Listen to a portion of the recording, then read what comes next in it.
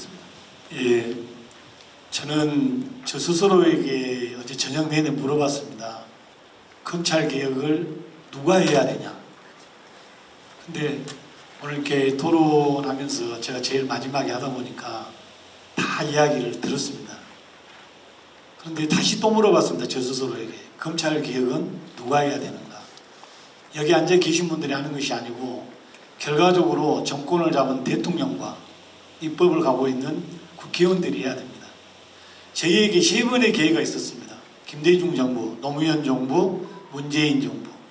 그러나 이 진보에 잡았던 이 세 대통령이 끝내는 검찰 개혁을 하지 못해 오늘 그 설명을 쭉 들어보면은 이 내용은 저는 별로 중요하지 않다 이렇게 생각합니다. 결과적으로 우리가 권력을 잡아줬고 그들에게 위임을 해줬습니다. 입법에 위임을 해줬고 대통령에게 위임을 해줬습니다. 그런데 결과적으로 그 위임받은 사람들이 결과적으로 윤석열이를 탄생시켜버렸습니다. 강주가 민주화 도시여서 아시아에서 제일 가난했던 우리 강주가 아시아에서 제일 유명한 국가가 됐습니다. 50년 만에 세계적인 한강의 기적을 만들었고 아시아 문화 전당이라는 아시아에서 민주화를 제일 빨리 이루었던 그런 역사적인 과정 속에서 민주화는 이루었는데 결과적으로 검찰 개혁을 하지를 못한 겁니다. 이것은 역대 진보 세력의 대통령들에게 힘을 줬음에도 불구하고 검찰 개혁을 하지 못했던 첫 번째 이유는 그 이유가 딱 하나입니다. 본인이 권력을 잡으면 검찰 개혁을 해야 되는데 결과적으로 그 권력자에게 무엇을 줘버리냐, 검찰에게. 여러분 알지 않습니까? 박근혜 예를 들어서 수사해라, 뭐 하라. 이렇게 해서 결과적으로 그런 일을 시키다 보니까 그분들한테 힘을 줘버리는 겁니다. 그리고 나중에 이제 자기 임기 2년, 3년 적폐수사하다 보니까 자기 임기 5년 남았는데 2년에서 3년을 다 써버리고 마지막에 검찰개혁을 하려니 동력이 바뀌었습니까? 그래서 결과적으로 그 권력을 위임받은 입법과 행정의 책임자인 대통령이 그 개혁을 하지를 못했다고 저는 오늘 여기서 깊이 생각하고 있었습니다. 어제 저녁부터. 그래서 앞으로 박근혜 탄핵 때 권력을 줬던 정부와 또 노무현 정부께서 이 사진에 보면 다 나와 있습니다. 유명하신 분들. 노무현 대통령, 한겨레 신문에 나온 건데 여기도 보면은 문재인 대통령, 그 옆에 박범계 비서관님이 계십니다. 이 세 분이 그 검사에 대해서 노무현 대통령 검사에 대해서 세 분이 그 이야기를 다 경청했던 분들입니다. 문재인 대통령이 취임식에 이야기했습니다. 검찰개혁 이루겠다고.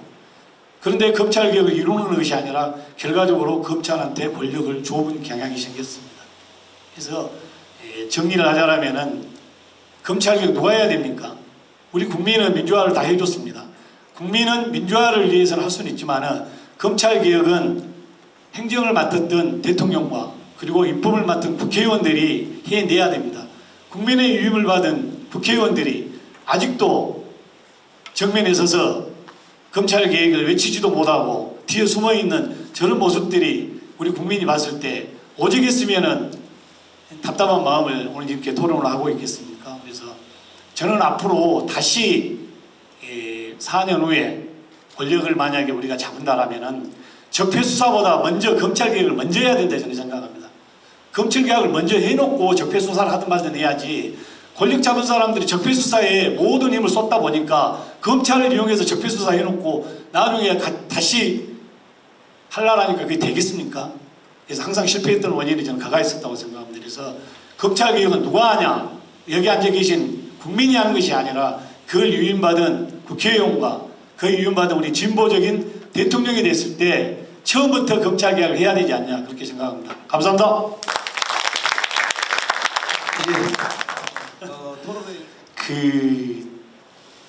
만약에 이제 본인이 들어가면 어떻게 하겠다 이런 내용이 질문이 들어왔는데 저와 그 송영길 대표님께서 검찰청 앞에서 한 달 동안 이렇게 검찰 농성을 한 적이 있었습니다. 그래서 그때 농성을 하면서 한 달 동안 대표님이 이야기했던 쭉 그 검찰에 대한 내용들 쭉 들어봤습니다.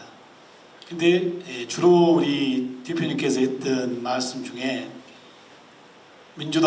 현재 민주당 국회의원들에게 던졌던 말이 있습니다. 제발 검찰개혁에 앞장서라. 그렇게 이야기했습니다. 사실은 지식이 중요한 건 아닙니다. 마음이 중요한 겁니다. 지식 있는 사자 가신 분들이 사실은 국회의원 되기 전에는 다 지식을 갖고 잘할 것 같은데 나중에 보면은 대부분 그 사자 가신 분들이 다 배신해버리고 앞장서서 해야 되는데 뒤에 빠져버립니다. 사실은 지금 법사위도 보면은 전부 다 사자 아니십니까? 그분들 사법고시 합격하신 분들이고. 그래서 어떤 직업을 갖고 있고 전문성이 중요한 것이 아니고 국민을 위해서 내가 어떤 일을 해야 되겠는가, 국민이 원하는 것이 지금 현재 무엇을 생각하고 있는가, 그것을 해야 하는 사람이 국회의원입니다. 그런데 국회의원 되자마자 국민이 원하는 것을 하는 것이 아니라 자기 배지 유지하기 위해서 혹시라도 내가 또 이렇게 해서 다음에 공천을 못 받을까 이런 걱정을 먼저 하다 보니 검찰청 앞에 오도 안 합니다. 사실은 대표님하고 저하고 한 달 동안 하면서 국회의원 한 분 오셨더라고요. 그래서 지식 있고 지식 없고가 중요한 것이 아니라 내가 국민에게 유임을 받아서 국회의원이 된다라면은 정말 그 일을 내가 할 수 있는가 없는가는 자기 마음의 자세가 중요하지 않냐. 그래서 정말 그 재선이 중요하고 국회의원을 더 해야 되겠다가 중요한 것이 아니라 국민의 유임받은 자가 무슨 행동을 하고 앞으로 국회에서 어떻게 싸워나갈 것인가, 그리고 그 평가를 어떻게 받을 것인가, 이것이 먼저지 그것을 직업화로 생각하고 거기에 어떤 그 안주해버리는 그런 국회의원이 돼서는 안 된다고 생각합니다. 감사합니다. 좀 답변이 되셨는가 모르겠습니다.